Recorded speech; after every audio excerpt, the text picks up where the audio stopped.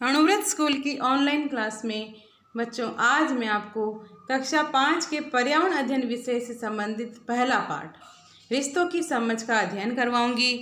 इस पाठ में हम आपको समझाएंगे कि एकल परिवार क्या होते हैं और संयुक्त परिवार क्या होते हैं, उनमें क्या अंतर होते हैं, उनकी परिभाषा क्या है, क्या कारण है कि एकल परिवार बनते हैं, लोगों के अपने घर को छोड़कर दूसरी जगह पर जाकर बस जाने के क्या क्या कारण होते हैं। इन सभी बातों को मैं आपको इस पाठ में समझाऊंगी। रिश्तों की समझ के संबंधित मैंने आप कुछ वीडियो एकल परिवार बनने के कारण और एकल परिवार और संयुक्त परिवार में अंतर, दो वीडियो आप पहले अणुव्रत स्कूल ने ऑनलाइन अपलोड कर दिए हैं। आप उसमें देखकर समझ गए होंगे कि एकल परिवार बनने के क्या कारण हैं और इनमें क्या अंतर है। इसमें हम आपको ये भी बताएंगे कि आनुवंशिकी के क्षेत्र में कार्य करने वाले दो महान वैज्ञानिक, जो कि एक है ग्रेगर जॉन मेंडल और डॉक्टर हरगोविंद खुराना, इन दोनों के बारे में भी बताएंगे कि इन्होंने क्या क्या किया और किस क्षेत्र में क्या क्या उपलब्धियां हासिल की और आनुवंशिकी के क्षेत्र में इन्होंने क्या कार्य किए। तो चलो अब हम इस पाठ के बारे में जानकारी हासिल करते हैं।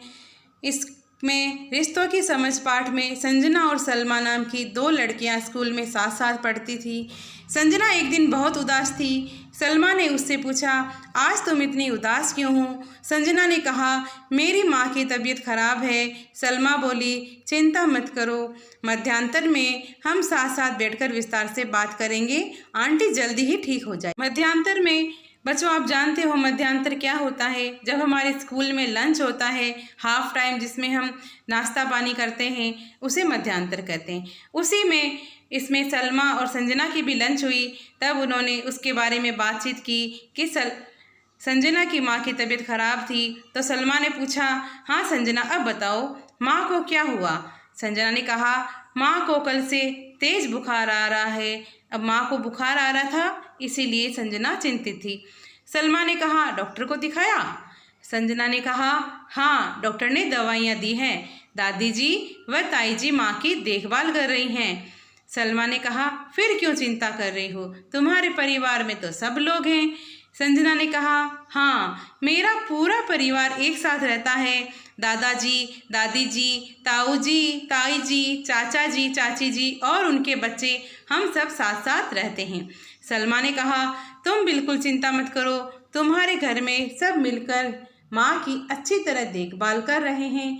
देखना वह दो तीन दिन में ही ठीक हो जाएगी। मेरे घर पर केवल मेरी माँ, पिताजी व मेरी छोटी बहन ही है। इस पाठ में संजना और सलमा ये बता रही है, संजना कह रही है, मेरे परिवार में सभी सदस्य एक साथ रहते हैं, दादा दादी, ताऊ जी ताई जी, चाचा चाची और उनके बच्चे, हम सब साथ साथ रहते हैं।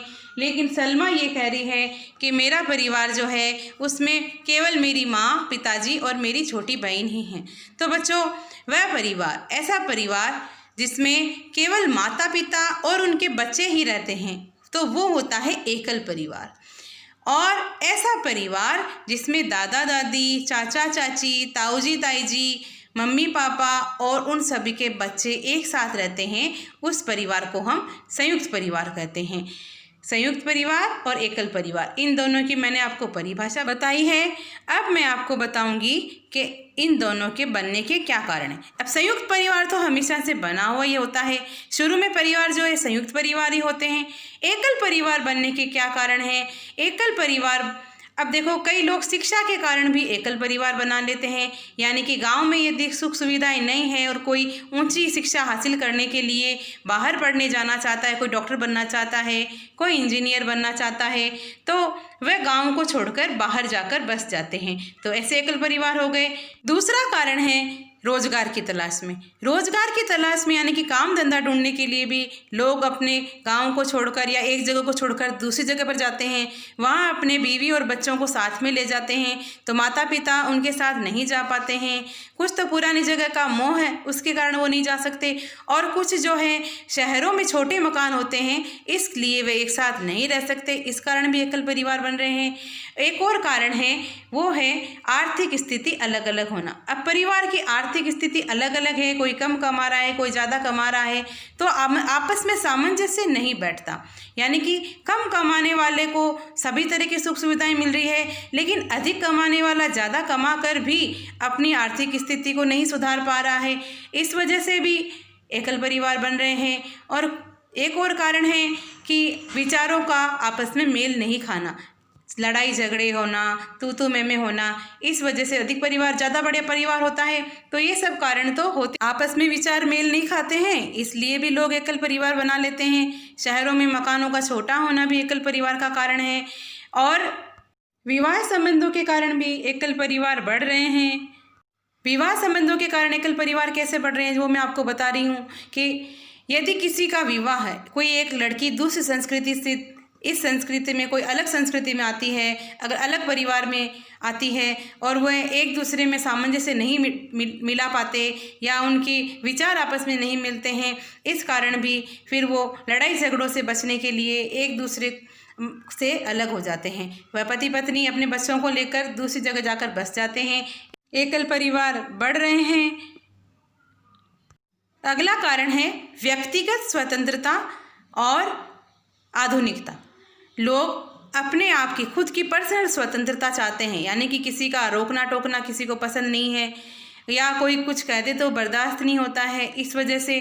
और आधुनिकता, शहर की मॉडर्निटी, मॉडर्न युग में जाना चाहते हैं, या पुरानी परंपरा या पुरानी रीति रिवाज को छोड़ना चाहते हैं। इस वजह से भी वो अपने बूढ़े माँ बाप को या फिर पुरानी ये सोच वाले माता पिता को अब गांव में रहने देते हैं, या उनसे अलग होकर शहर में ही यदि कोई रह रहा है तो भी उनसे अलग होकर वहाँ बस जाते हैं और अपना एकल परिवार बना लेते हैं। तो अब हम आगे चलते हैं।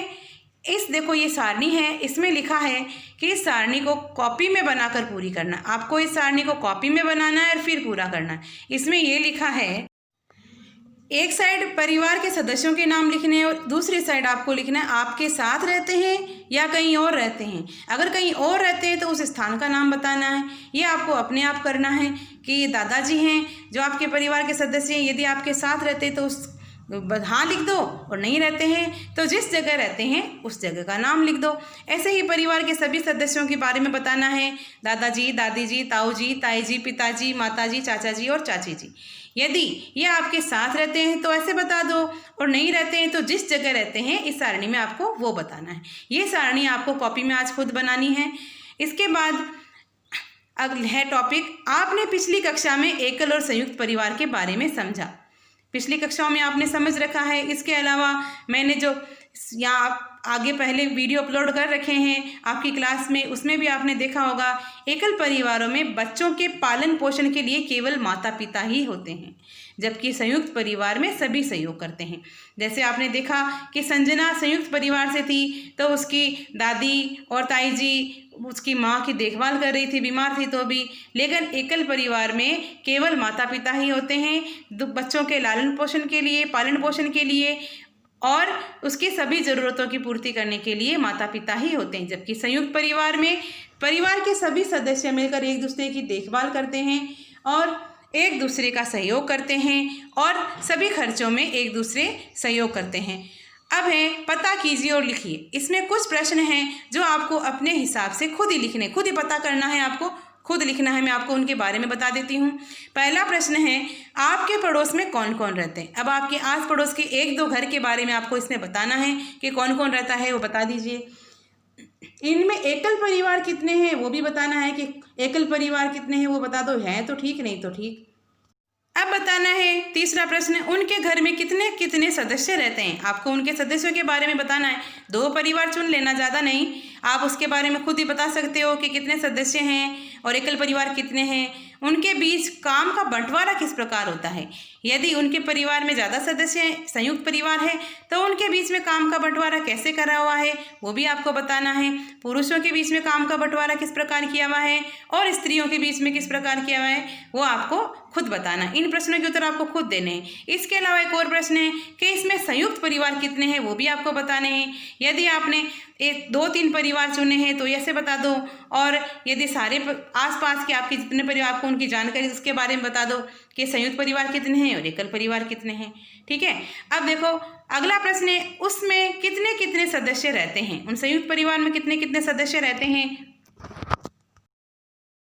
और उनके बीच काम का बंटवारा किस प्रकार होता है, आपको ये बताना है।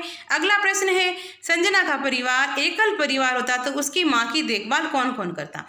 याद रखो, आपको पता होगा, पढ़ा है कि संजना का परिवार संयुक्त परिवार था। एकल परिवार में केवल माता पिता और उनके बच्चे ही होते हैं। यदि संजना का परिवार एकल परिवार होता तो उनकी देखभाल केवल उनके पिता या उसकी छोटी बहन या खुद संजना को ही करनी पड़ती। हो सकता है संजना को उस दिन स्कूल ही नहीं भेजा जाता, है ना। तो हमने ये देखा कि एकल परिवार और संयुक्त परिवार में क्या अंतर है। आपको इन प्रश्नों के उत्तर खुद आपको अपनी जानकारी के हिसाब से पड़ोस में जानकारी हासिल करके देने हैं। अब हम आगे चलते हैं। आगे अब हम एक परिवार का वंश वृक्ष, इसमें संजना ने अपने परिवार का वंश वृक्ष बनाया है। जैसे उसने अपने परदादा जी का नाम बताया है। परदादा जी का नाम है अनंदाराम जी और दादाजी का नाम है मोतीलाल जी।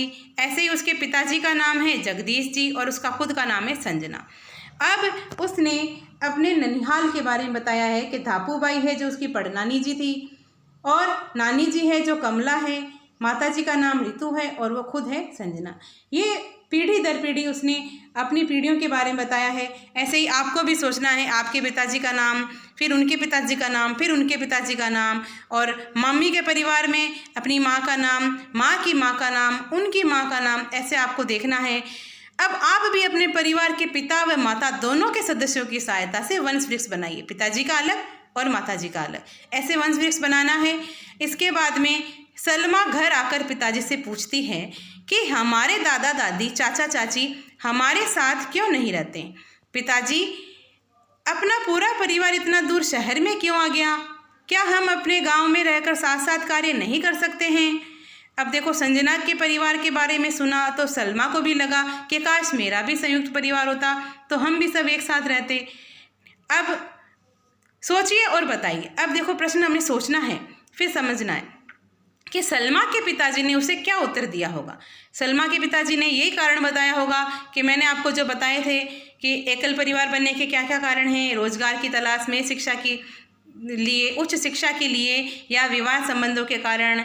इसमें भी दे रखे, देखो आजकल व्यवसाय की तलाश में या उच्च शिक्षा पाने के लिए परिवार शहरों की ओर पलायन करने लगे हैं। व्यवसाय की तलाश में यानी कि रोजगार, और उच्च शिक्षा पाने के लिए यानी कि हायर स्टडी, कुछ इंजीनियर बनना चाहते हैं, कुछ डॉक्टर बनना चाहते हैं। वो गाँव में ऐसी सुविधाएं नहीं होती हैं, इसलिए शहरों में जाना पड़ता है। और शहरों में अधिकतर छोटे छोटे मकान होते हैं, इस कारण लोग सभी मिलकर एक साथ नहीं रह सकते हैं, जिसमें कम लोग ही रह सकते हैं। इसलिए संयुक्त परिवार बंटकर एकल परिवार बनने लगे हैं। संयुक्त परिवार बंटने के और भी कई कारण हैं, जैसे परिवारों के सदस्यों की संख्या ज़्यादा होना, आदतें, सदस्यों के व्यवहार में अंतर होना, आदतों में अंतर होना, आर्थिक स्थिति अलग अलग होना, आय और व्यय करने की क्षमता, ज़्यादा खर्च करना और कम कमाना, त्यौहार मनाने के तरीकों में निरंतर बदलाव, यानी कि कोई किसी के त्यौहार मनाने के अलग तरीके हैं, कोई पुराने रीति रिवाजों से मनाते हैं तो कोई नए रीति रिवाजों से मनाना चाहते हैं। तो इस वजह से भी एकल परिवार बनने के ये कई कारण हैं। तो अब हम चर्चा करते हैं और बताइए कि एकल परिवार बनने के क्या क्या कारण हैं। मैंने आपको बताए थे अभी एकल परिवार बनने के कारण, और वीडियो भी अपलोड कर रखा है, उसके अंदर देख सकते हैं। इसके बाद है संयुक्त परिवार और एकल परिवार में क्या अंतर है, इस विषय पर भी मैंने एक वीडियो अपलोड कर रखा है और इस पाठ में भी समझा दिया है आपको उनमें क्या अंतर है। एक बार फिर से बता देते हैं कि एकल परिवार में माता पिता और उनके बच्चे ही रहते हैं, जबकि संयुक्त परिवार में दादा दादी, चाचा चाची, ताऊ जी ताई जी, मम्मी पापा और उन सभी के बच्चे साथ साथ रहते हैं। इसके बाद अगला प्रश्न है कि समय के साथ त्यौहार मनाने के तरीकों में क्या क्या बदलाव आए हैं। अब आपको ये बताना है कि समय के साथ साथ त्यौहार मनाने के तरीकों में क्या अंतर आए हैं, क्या बदलाव आए हैं। तो आपको बता देते हैं कि पहले तो सभी लोग मिलकर साथ साथ त्यौहार मनाया करते थे, और आजकल लोगों के पास समय नहीं है, इसलिए कम लोग ही एक साथ मिलकर त्यौहार मना लिया करते हैं। पहले लोगों एक दूसरे के घर पे जाया करते थे, आजकल नहीं जाते हैं। पहले कम खर्चे में ही त्यौहार बन जाते थे, आजकल दिखावा ज़्यादा बढ़ गया है। इसलिए आपको बता सकते हैं कि समय के साथ त्यौहार मनाने के तरीक़ों में यही बदलाव आए हैं कि लोगों ने एक दूसरों में रुचि लेना बंद कर दिया है। सभी केवल अपना अपना परिवार मिलकर ही, एकल परिवार मिलकर ही त्यौहार मनाना चाहते हैं और अधिक खर्चा, दिखावा ज़्यादा, ये चाहते हैं। और तो बच्चों, आपको पता चल गया है कि त्यौहार मनाने के तरीक़ों में समय के साथ क्या क्या बदलाव आए हैं। तो चलो अब हम अपने अगले टॉपिक पे चलते हैं। अब है, अपनी कॉपी में सारणी बनाकर लिखिए कि आप अपने रिश्तेदारों के यहाँ कब कब जाते हैं, जैसे आवश्यक कार्य होने पर, त्योहार पर, या कभी नहीं आदि। ये बताना है कि आप अपने रिश्तेदारों के यहाँ पे कब कब जाते हैं। रिश्तेदारों के नाम दे रखा है, देखो, नाना जी नानी जी, दादाजी दादी जी, चाचा चाची, बुआ फूफा, मौसा जी मौसी जी। आप इनके साथ रहते हैं या नहीं रहते हैं, इनके यहाँ कब जाते हैं या कभी नहीं जाते, या कौन से त्यौहार पे जाते हैं, ये सारणी आपको इसमें देखकर खुद बनानी है। तो चलो अब आगे आ गया गोद लेना। ये गोद लेना क्या है, अब मैं बताती हूँ। आपने सुना होगा, कभी कहीं सुना होगा कि ये इसका खुद का बेटा नहीं है, गोद लिया हुआ है। तो गोद लिया हुआ क्या होता है? एक बार बरसात के दिनों में संजना और सलमा विद्यालय से पिकनिक मनाने दूर बगीचे में गए थे।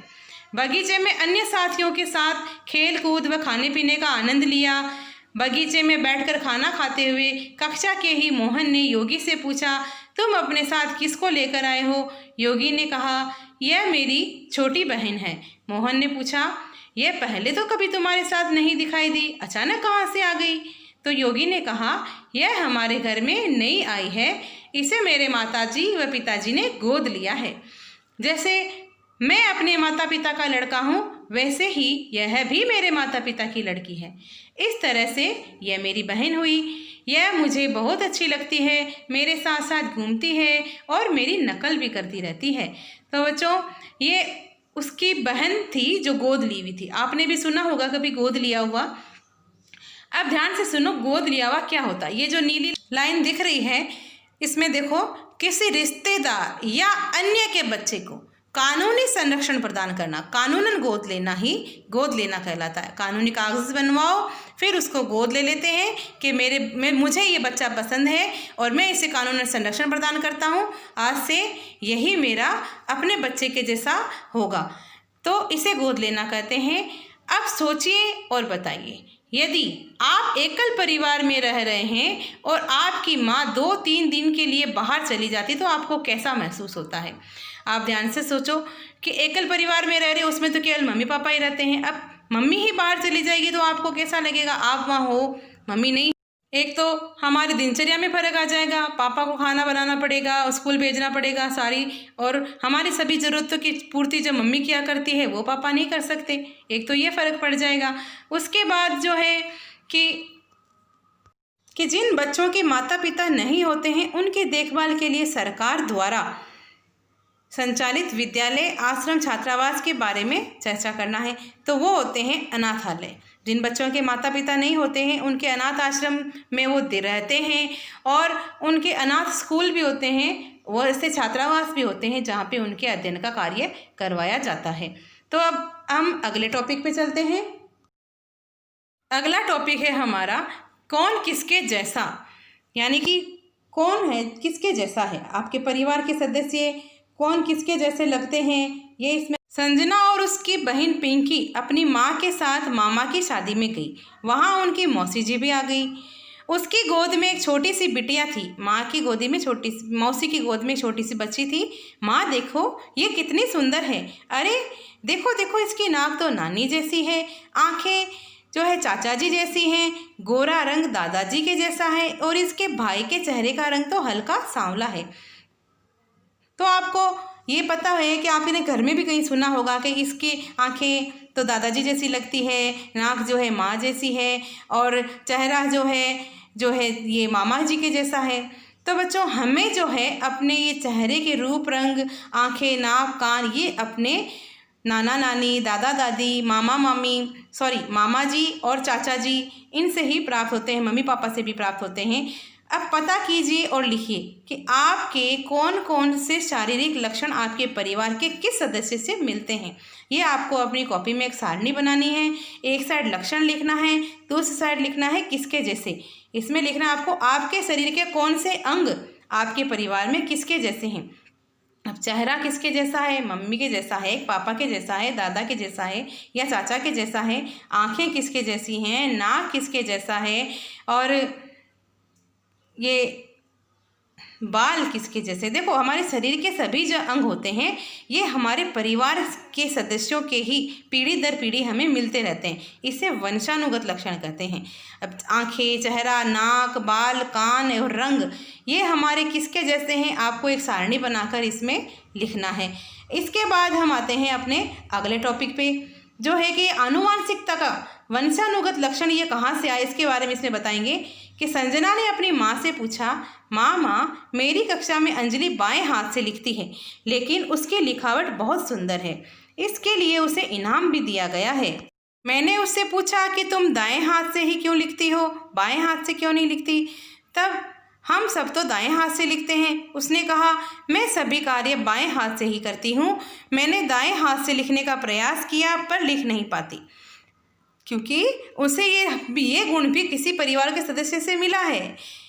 पता कीजिए, लिखिए आपकी कौन कौन सी आदतें आपके परिवार के किस सदस्य से मिलती है, अपनी कॉपी में लिखिए। यानी कि पहले आपने अपने शरीर के रंग के बारे में, आँखों के बारे में और नाक नक्श के बारे में लिखा है सारणी में।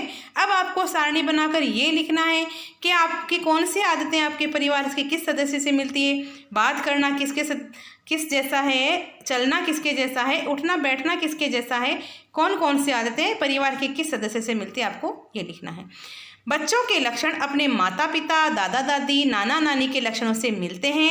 इन लक्षणों को आनुवांशिक यानी कि वंशानुगत लक्षण कहते हैं। ये हमें एक पीढ़ी से दूसरी पीढ़ी में स्वतः ही ट्रांसफर हो जाते हैं। यह वंशानुगमन अर्थात पीढ़ी दर पीढ़ी लक्षणों का गमन कहलाता है। एक पीढ़ी से दूसरी पीढ़ी में गुणों का अपने आप ही जाना वंशानुगमन कहलाता है। बच्चों में कुछ लक्षण आसपास के वातावरण से भी प्राप्त होते हैं जो वंशानुगत नहीं होते हैं। वंशानुगत लक्षण केवल वही होते हैं जो हमें हमारे परिवार के सदस्यों से, माता के परिवार और पिता के परिवार के सदस्यों से मिले हैं। आओ जाने, ये जो आप तस्वीर देख रहे हैं ये है ग्रेगर जॉन मेंडल। इन्होंने यानी कि ग्रेगर जॉन मेंडल ने मटर के पौधे पर बहुत से प्रयोग किए और फिर ये पता लगाया कि पीढ़ी दर पीढ़ी वंशानुगत के नियम प्रतिपादित किए। इसलिए उन्होंने आनुवांशिकी का जनक कहा जाता है। उन्होंने वंशानुगत नियम के प्रतिपादित किए, वंशानुगत नियमों को, यानी कि एक पीढ़ी से दूसरी पीढ़ी में गुणों का जो वंशानुगमन होता है उसे आनुवांशिकता कहते हैं। इसलिए इनको, ग्रेगर जॉन मेंडल को आनुवांशिकी का जनक कहा जाता है। और इन्होंने ही हमें ये बताया कि किस तरह से जो पीढ़ी दर पीढ़ी गुण होते हैं माता पिता के, वो बच्चों में स्वतः ही आ जाते हैं। अब हमारा अगला टॉपिक है डॉक्टर हरगोविंद खुराना। डॉक्टर हरगोविंद खुराना ने वंशानुगत नए गुणों के निर्धारण हेतु कई शोध पत्र लिखे। इस कार्य हेतु इन्हें नोबेल पुरस्कार से सम्मानित भी किया गया।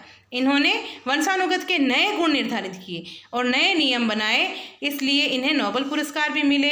ये अब पिंकी ने यह तो समझा कि अपने माता पिता या घर के अन्य सदस्यों जैसे होते हैं, लेकिन वह यह जानना चाहती थी कि क्या यह गुण जानवरों में भी होते हैं। चर्चा कीजिए और बताइए कि गाय अपने बछड़े को कैसे पहचानती है। आपको पता है, गाय अपने बछड़े को चाट कर, सूंघ कर और देख कर पहचानती है। आपकी माँ भीड़ में आपको कैसे पहचानती है? तो जाहिर सी बात है, हमारी माँ हमें भीड़ में देखकर पहचानेगी, चेहरा देखकर पहचान जाएगी। वास्तव में प्रत्येक जीव में उसके माता पिता या पूर्वजों के गुण होते हैं, चाहे वो इंसान हो चाहे वो जानवर हो, लेकिन वे गुण कुछ गुणों में भिन्न भी होते हैं। यहाँ तक कि जुड़वा बच्चे भी कुछ कुछ गुणों में एक दूसरे से भिन्न होते हैं। अब है हमने इस पाठ में क्या क्या सीखा, आपको समझ में आ गया होगा। एक बार फिर से देखते हैं कि हमने इस पाठ में क्या क्या सीखा। तो अलग अलग कारणों से परिवार एकल या संयुक्त होते हैं। आपने सीखा है एकल परिवार के क्या कारण हैं और संयुक्त परिवार के क्या कारण हैं। और एकल व संयुक्त परिवार में सदस्यों की भूमिकाएं अलग होती हैं, उनके व्यवहार, आर्थिक स्थिति और सभी अलग अलग होती हैं। कुछ लोग गोद लेकर बच्चों को पाल पोस कर बड़ा करते हैं, ये भी हमने सीखा इस पाठ में। अगला टॉपिक है ग्रेगर जॉन मेंडल को आनुवंशिकता का जनक कहा जाता है, इसे हमने सीख लिया। उन्होंने पीढ़ी दर पीढ़ी वंशानुगमन गुणों का कैसे निर्धारण होता है ये भी उन्होंने प्रतिपादित किया। अगला है डॉक्टर हरगोविंद खुराना को वंशानुगत नए गुणों के निर्धारण हेतु नोबेल पुरस्कार से सम्मानित किया गया। हमने इस पाठ में ये भी सीखा है। तो बच्चों, ये आज जो हमने आपको पाठ पढ़ाया है, आपसे आशा करती हूँ आपको पूरा अच्छे से समझ में आया है। और एक बार आप और पढ़ लीजिए तो आपको पूरा समझ में आ जाएगा। और वीडियोज़ जो अपलोड किए हुए हैं नेट पे, उनको ध्यान से देखते रहिए।